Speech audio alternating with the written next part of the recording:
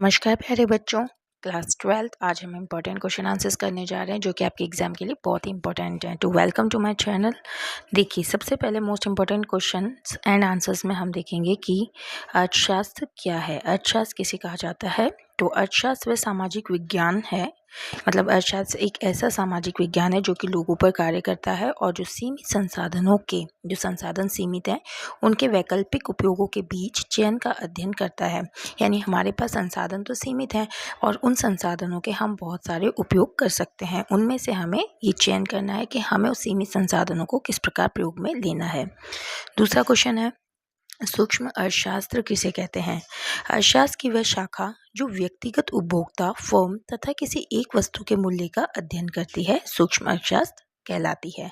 मतलब अर्थशास्त्र की एक ऐसी शाखा है जो सिर्फ व्यक्तिगत इंडिविजुअल उपभोक्ता यानी कि एक उपभोक्ता, एक फर्म या फिर एक वस्तु के मूल्य का अध्ययन करती है, और ये जो एक चीज़ों का अध्ययन किया जाता है उसे हम सूक्ष्म अर्थशास्त्र में शामिल करते हैं।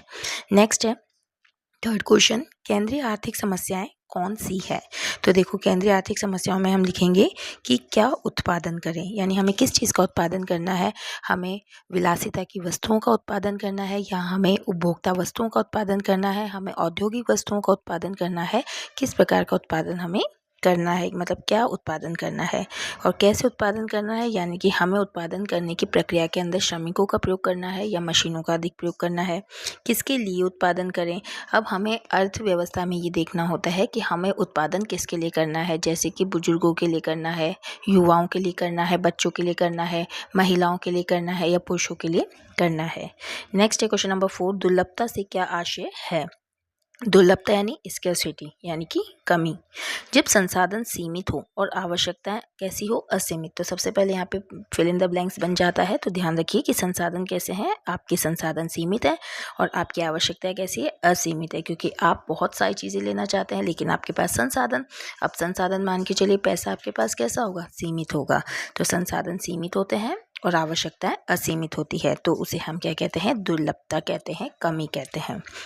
नेक्स्ट क्वेश्चन है, व्यापक समष्टि अर्थशास्त्र क्या है? व्यापक यानी बड़ा, समष्टि यानी समग्र। तो अर्थशास्त्र क्या है? तो जाहिर सी बात है कि यह अर्थशास्त्र की वह शाखा है जो कि संपूर्ण, स से संपूर्ण, स से समष्टि, स से समग्र अर्थव्यवस्था का, राष्ट्रीय आय का, रोजगार का और मुद्रास्फीति आदि का अध्ययन करती है। अब यहाँ से एक और क्वेश्चन बनता है कि समष्टि अर्थशास्त्र में हम किन किन का अध्ययन करते हैं, उदाहरण दे के बताइए। तो आप लिख सकते हैं देश की अर्थव्यवस्था का, देश की राष्ट्रीय आय का, देश के रोजगार का और मुद्रास्फीति यानी कि महंगाई का, क्योंकि ये एक व्यक्तिगत रूप से संबंधित नहीं है। क्वेश्चन नंबर 6, सकारात्मक व आदर्शात्मक अर्थशास्त्र समझाइए। तो सकारात्मक अर्थशास्त्र में हम तथ्य आधारित अध्ययन करते हैं, वहीं आदर्शात्मक अर्थशास्त्र में हम क्या होना चाहिए, किसका अध्ययन करें, इन सब का अध्ययन करते हैं। नेक्स्ट आते हैं क्वेश्चन नंबर 7 पे। समष्टि अर्थशास्त्र व व्यष्टि अर्थशास्त्र में अंतर बताओ। तो हमें समष्टि और व्यष्टि का अर्थ पता है तो हम अंतर भी आसानी से बता सकते हैं। जैसे कि व्यष्टि अर्थशास्त्र के अंदर हम व्यक्तिगत इकाइयों का अध्ययन करते हैं और समष्टि अर्थशास्त्र के अंदर हम संपूर्ण अर्थव्यवस्था का अध्ययन करते हैं। टेक्निकली रूप से हम याद रखेंगे, व से व्यष्टि, व्य से व्यक्तिगत, स से समष्टि, स से संपूर्ण। नेक्स्ट है उत्पादन संभावना वक्र, जिसे हम PPC भी कहते हैं। इसको क्या इसको समझाइए, ठीक है। तो ये वक्र है जो कि किसको, दो वस्तुओं के अधिकतम संभावित उत्पादन संयोजनों यानी कि संयोगों को दर्शाता है जब संसाधनों का पूर्ण उपयोग हो जाए। अब यहाँ पे हमने क्या लिया है, दो वस्तुएं लिए, तो एक ग्राफ के माध्यम से समझेंगे। PPC ग्राफ का मान के चलिए हम PPC ग्राफ बना रहे हैं जिसमें हमें दो वस्तुएं चाहिए। एक वस्तु है हमारी OY पे X और दूसरी वस्तु है हमारी OY पे Y। अब इन दोनों वस्तुओं का हम क्या करेंगे, तब तक उपयोग करेंगे जब तक इनका अधिकतम उपयोग हो जाता है। जैसे मान के चलिए जो रेखा मैंने दी है, इस रेखा के अंदर ये दर्शाता है कि यहाँ तक वस्तुओं का अधिकतम उपयोग हो रहा है, लेकिन यदि कोई बिंदु यहाँ आता है तो इसका मतलब है कि यहाँ पे वस्तुओं का उपयोग नहीं हो सकता, क्योंकि इस रेखा तक X और Y का पूरा उपभोग हो चुका है। या अगर मैं कहूँ इसके अंदर कोई बिंदु है तो इसका मतलब है कि अभी X और Y का और उपभोग होना बचा है। तो यहाँ पे हमने दो वस्तुएं ली है, X और Y, और इसका अधिकतम संभावित उत्पादन संयोजन बनाए। मतलब ये जो रेखा है ये क्या प्रदर्शित करती है, X और Y के कॉम्बिनेशन को, जहाँ पे हमने सबसे ज़्यादा पूरा का पूरा एक्स और वाई वस्तु का उपयोग कर लिया है और अब इस रेखा के बाद हम इसका उपयोग नहीं कर सकते हैं। नेक्स्ट है अवसर लागत किसे कहते हैं? किसी वस्तु को प्राप्त करने के लिए त्यागे गए सर्वोत्तम वैकल्पिक अवसर का मूल्य अवसर लागत कहलाता है। अब इसको भी ग्राफ द्वारा समझेंगे। मान के चलिए मैंने अवसर लागत का ग्राफ बना दिया। अब यहाँ पे एक वस्तु x है, एक वस्तु y है। अब मेरे को y वस्तु को अगर मैं अधिक लूँ तो स्वाभाविक है कि मुझे x वस्तु की मात्र इतनी सी मात्रा लेनी होगी और y की इतनी होगी। लेकिन अगर मैं y की मात्रा को कम कर दूँ और ये मात्र y की मात्रा को कम कर दूं और यहाँ पे लूँ, यानी कम कर दी मैंने यहाँ पे कुछ इकाइयाँ, और तो मैं x की कुछ मात्रा और खरीद पाऊंगी, यानी कि इतनी और खरीद पाऊंगी। इसे ही हम क्या कहते हैं? जो त्याग है उसे हम अवसर लागत कहते हैं। नेक्स्ट क्वेश्चन है आर्थिक समस्या के कारण बताइए। तो आर्थिक समस्या आखिर होती क्यों है? क्योंकि हमारे पास संसाधन क्या है कि दुर्लभता है, यानी कि संसाधन में अगर हम पैसों को भी मान लें तो पैसे हमारे पास कैसे हैं? कम है, तो संसाधनों की दुर्बलता है। अगर ज़्यादा पैसे होते तो हम अपनी असीमित आवश्यकताओं की पूर्ति कर सकते थे, लेकिन समस्या कब होती है? जब संसाधन कम है। नेक्स्ट है संसाधनों के वैकल्पिक उपयोग। हम संसाधनों के और भी कई यूज़ कर सकते हैं, जैसे सिर्फ पैसों से हम बिस्किट ही नहीं खरीद सकते, बल्कि पैसों से हम गेहूँ, अनाज, चावल जैसी और चीज़ें भी ले सकते हैं, यानी कि हम अपने सीमित संसाधनों का उपयोग कहीं भी कर सकते हैं, जिससे हमारी आवश्यकता की संतुष्टि हो जाएगी। मानव आवश्यकताएं कैसी है? असीमित है। और तीसरी समस्या एक ये है कि मानव की जो आवश्यकता है वो कैसी है? असीमित। और संसाधन कैसे हैं? सीमित। मानव की आवश्यकता है असीमित और संसाधन है सीमित। आइए बात करें नेक्स्ट क्वेश्चन पे। उत्पादन संभावना वक्र की विशेषताएं हमको बतानी है, यानी कि पीपीसी कर्व की आपको विशेषताएं बतानी है। तो हमने अभी देखा पीपीसी कर्व कि ये बाएं से दाएं नीचे की ओर ढलान लिए हुए है। तो हम यहाँ पे एक और पीपीसी कर्व बनाते हैं। ये बाएं से दाएं की ओर क्या कर रहा है? ढलान लिए हुए है। दूसरा है मूल बिंदु के प्रति अवतल है। अभी जो मूल बिंदु है इसके प्रति कैसा है? अवतल है। नेक्स्ट है संसाधनों की दुर्लभता को दर्शाता है। अभी संसाधनों की दुर्लभता को क्यों दर्शाएगा? क्योंकि हमारी इस रेखा के पश्चात x और y का प्रयोग नहीं किया जा सकता। अवसर लागत की अवधारणा स्पष्ट करता है। अवसर लागत की अवधारणा को कैसे स्पष्ट करेगा? मान के चलिए y यूनिट आपने इतनी ली है, जो भी है 10 20 जो भी है, लेकिन उस वक्त आप x की सिर्फ 0 यूनिट ले पा रहे हैं। लेकिन आपने जैसे ही y की यूनिट कम कर दी तो आप x की थोड़ी ज़्यादा यूनिट ले पाते हैं। अगर y की आपने और यूनिट कम खरीदी है तो आप x की और ज़्यादा ले सकते हैं, और अगर आपने y की और कम खरीदी है तो आप x की और ज़्यादा ले सकते हैं। तो ये किसे दर्शाता है? अवसर लागत की अवधारणा को स्पष्ट करता है।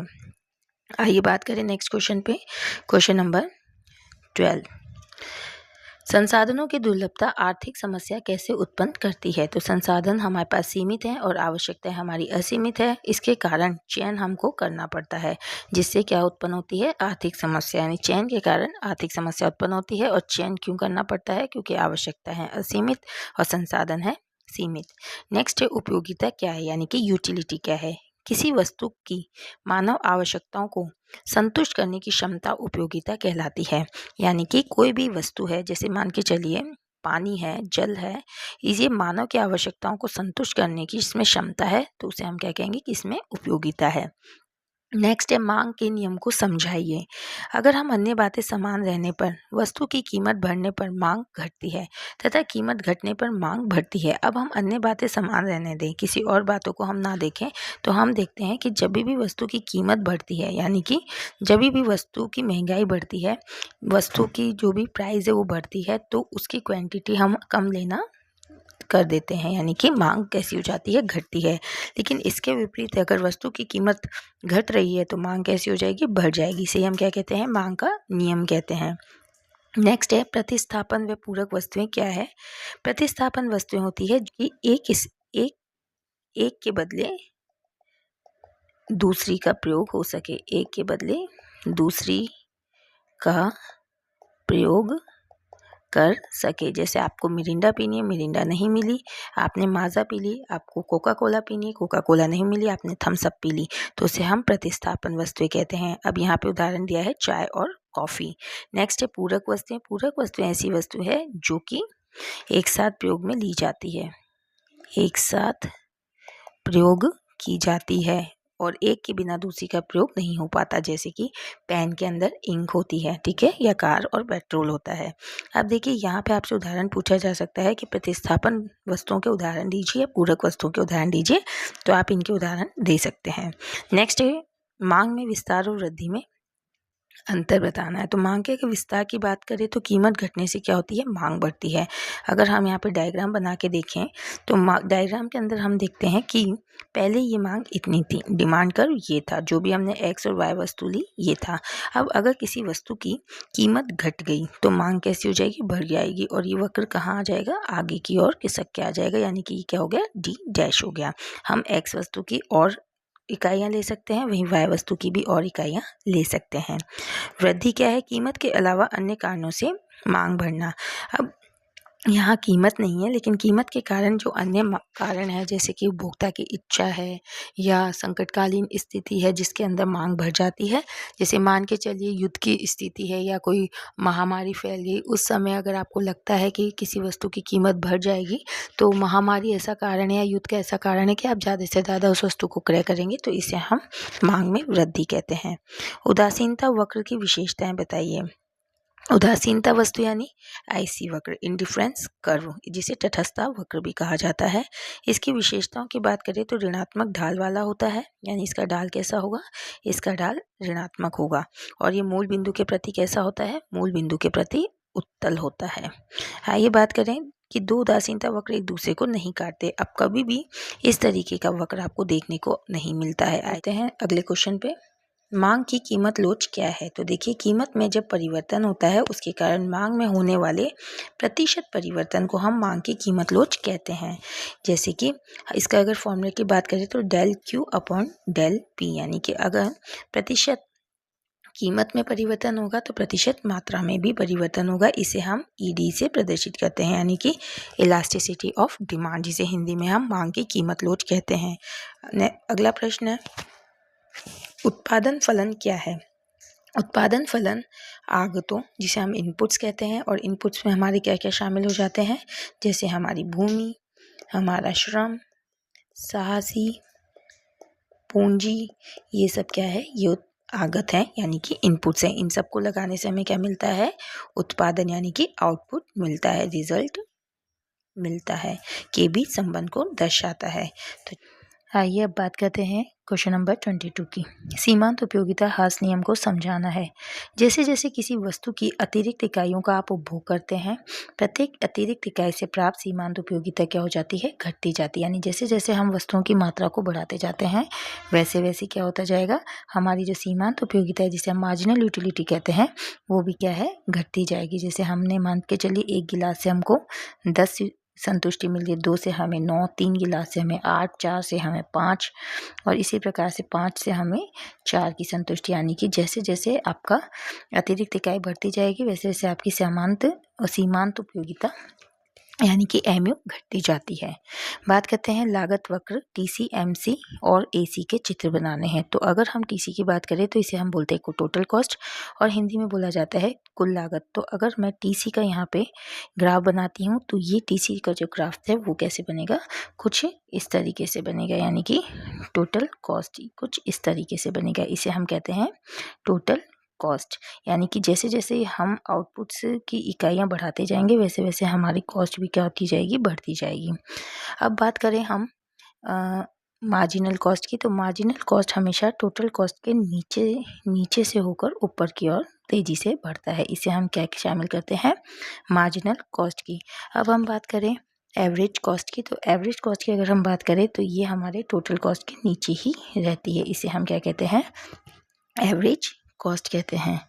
अब बात करें हम नेक्स्ट क्वेश्चन की, जो कि है लागत को समझाइए। लागत क्या है, लागत मतलब कॉस्ट यानी कि कीमत, उसको वस्तु को बनाने की कीमत। किसी वस्तु या सेवा के उत्पादन पर किया गया जो आपका कुल व्यय है, कुल खर्चा है, उसे हम क्या कहते हैं, लागत कहते हैं। आइए बढ़ते हैं नेक्स्ट, आइए स्टार्ट करते हैं, जिसमें हमें क्वेश्चन नंबर 25 में एमयू फाइंड आउट करना है। इकाई हमको दी गई है 0, 1, 2, 3, 4, 5, 6 और टीयू हमें गिवन है 0, 8, 14, 18, 20, 20 और 18। अगर हम यहाँ पे एमयू ज्ञात करें तो एमयू ज्ञात करने का सबसे पहले हम फॉर्मूला लिखते हैं। फॉर्मूला है del T U upon del Q, ठीक है। तो अब डेल टी यू और डेल क्यू के फॉर्मूले को रखते हुए हम एम यू फाइंड कर लेते हैं। तो यहाँ पे अगर हम सबसे पहले बात करें डेल टी यू की, तो यहाँ पे 2 जीरो आ जाता है, तो हमारा डेल टी यू कुछ नहीं होगा। इसके बाद हम बात करें 8 यानी डेल 8 टी यू की, तो 0 और 8 का जो अंतर है वो कितना है, 8 है, ठीक है। और तो चलो यहाँ पे हम पहले 8 लिख देते हैं। अब 0 और 1 का अंतर कितना है, 1 है, तो यहाँ हम 1 लिख देते हैं, जिसका आंसर क्या आ जाता है, जिसका आंसर 8 आ जाता है, जो कि हमने यहाँ पे लिख दिया है। अब हम आगे बढ़ते हैं नेक्स्ट के ऊपर। नेक्स्ट हमारा क्या है, 14 और 8, तो 8 और 14 का अंतर कितना हुआ, 8 और 14 का अंतर हो गया हमारा 6 हो गया, ठीक है। और यहाँ पे डेल क्यू यानी 1 और 2 का अंतर कितना है, 1, तो इसका आंसर आ जाएगा 6, जो कि हम एम यू में पुट कर देते हैं। अब फिर हम आगे देखते हैं क्या नंबर हमें दिए गए हैं। फिर हमें 14 और 18, तो 14 और 18 का जो डिफरेंस है वो कितना है, 4 है। ऐसे ही अपॉन करके डेल क्यू यानी 2 और 3 का डिफरेंस कितना है, 1 है, तो हमारा आंसर एम यू में आ जाता है 4। नेक्स्ट फाइंड आउट करते हैं, जिसपे हम 18 और 20 का डिफरेंस है 2 अपॉन, और 3 और 4 का डिफरेंस है 1, तो हमारे यहाँ पे क्या आ जाएगा, 2 आ जाएगा। इसके बाद नेक्स्ट हम फाइंड करते हैं यहाँ पे, जिसके अंदर हम देखते हैं 20 और 20 का डिफरेंस कितना है। 20 और 20 का डिफरेंस यहाँ पे है 0, और 4 और 5 का डिफरेंस कितना है, 1, तो यहाँ पे हमारा 0 ही आ जाएगा। इसी तरीके से नेक्स्ट में हम देखते हैं कि 20 और 18 का अंतर कितना है, यानी डिफरेंस, तो ये है माइनस का 2, और 5 और 6 का डिफरेंस कितना है, तो 1, तो ये हमारा आ जाएगा -2। तो इस तरीके से हमने एम यू क्या कर ली, फाइंड आउट कर ली। तो यहाँ पे ये हमारी एम यू फाइंड आउट हो चुकी है, जिसमें हमने लिखा है -8 6 4 2 0 और -2। आइए आगे बढ़ते हैं। नेक्स्ट क्वेश्चन 26, इसमें टी यू ज्ञात करना है, एम यू आपको ऑलरेडी गिवन है। तो यहाँ पे टी यू ज्ञात करने के लिए हम क्या करेंगे, टी यू कैसे ज्ञात किया जाता है, इन्हें हम ऐड करते जाएंगे एम यू को, ठीक है, क्योंकि हमारा फॉर्मूला क्या था, T U sum of M U. तो आइए एम यू फाइंड आउट करते हैं। सबसे पहले एम यू में हमें 10 दिया है, हम 10 लिख देते हैं। इसके बाद 10 + 8 करेंगे, तो हमारा नेक्स्ट एम यू 18 हो जाता है। नेक्स्ट हम 18 + 7 करेंगे, तो हमारा 25 हो जाता है। इसके बाद 25 + 6 करेंगे, तो ये हमारा 31 हो जाता है। देन 31 + 3 करते ही हमारा 34 एम हो जाता है, और 34 + 0 करके हमारा एम यू सेम 34 ही रहता है। तो ये हमारा आंसर फाइंड आउट हो चुका है। नेक्स्ट करते हैं, टीपी और एमपी ज्ञात करना है। तो टीपी में हमें श्रमिक दिया हुआ है 1 2 3 4 और 5, और वहीं एपी दिया है 15 14 13 12 और 11। टीपी हमको दिया हुआ है, सॉरी एपी हमें दिया है 15 14 13 12 और 11, और टीपी दिया है 15 28 39 48 और 55। तो हमें यहाँ पे एमपी फाइंड आउट करना है। एमपी का वही फार्मूला लगाएंगे, del T P upon del Q. तो इस वाले फॉर्मूले से हम एमपी फाइंड आउट करते हैं। तो यहाँ पे एमपी फाइंड आउट करने के लिए हमारे पास क्या है, सबसे पहले हमारे पास टीपी 15 है और उसके ऊपर 0 है, तो हम दोनों का डिफरेंस करेंगे।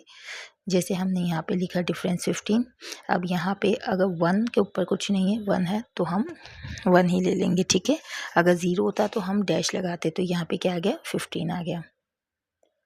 नेक्स्ट इसी तरीके से हम आगे चलें, तो ये है हमारा 28 और 15 डिफरेंस करो कितना आ जाएगा, ये आ जाता है हमारा 13, तो हम यहाँ 13 लिख देते हैं।